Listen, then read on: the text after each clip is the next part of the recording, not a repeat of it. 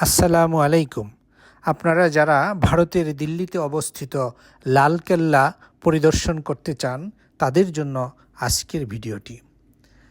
লালকেল্লা ভারতের রাজধানী দিল্লির হৃদয়ে অবস্থিত এক ঐতিহাসিক ও স্থাপত্যিক মহাকীর্তি।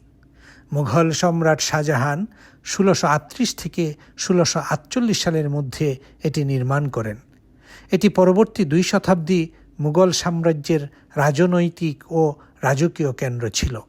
এর লাল বেলে পাথরের বিশাল প্রাচীর থেকে লালকেল্লা নামের উৎপত্তি।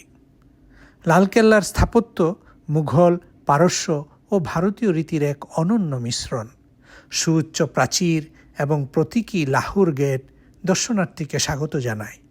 দুর্গ প্রাঙ্গণে রয়েছে দিওয়ান-ই-আম, যেখানে সম্রাট সাধারণ মানুষের আবেদন শুনতেন। দিওয়ান-ই-খাস রাজসভা ও বিশেষ বৈঠকের স্থান।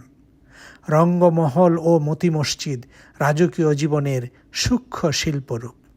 দিওয়ান-ই-খাসের খোদাই করা সেই বিখ্যাত উক্তিটি আজও অতীতের জাঁকজমককে স্মরণ করিয়ে দেয়। যদি পৃথিবীতে কোথাও স্বর্গ থাকে তবে তা এখানেই। এর ঐতিহাসিক গুরুত্ব রয়েছে অনেক। লালকেল্লা শুধু মুঘল শক্তির প্রতীক নয়, এটি ভারতের স্বাধীনতা সংগ্রামের সঙ্গেও গভীরভাবে যুক্ত। ১৯৪৭ সাল থেকে প্রতি বছর ১৫ই আগস্ট এখান থেকেই ভারতের প্রধানমন্ত্রী জাতির উদ্দেশ্যে ভাষণ দেন এবং জাতীয় পতাকা উত্তোলন করেন। লালকেল্লা আজ ইউনেস্কো ঘোষিত বিশ্ব ঐতিহ্যবাহী স্থান এবং প্রতি বছর লাখো দেশি বিদেশি পর্যটকের গন্তব্য।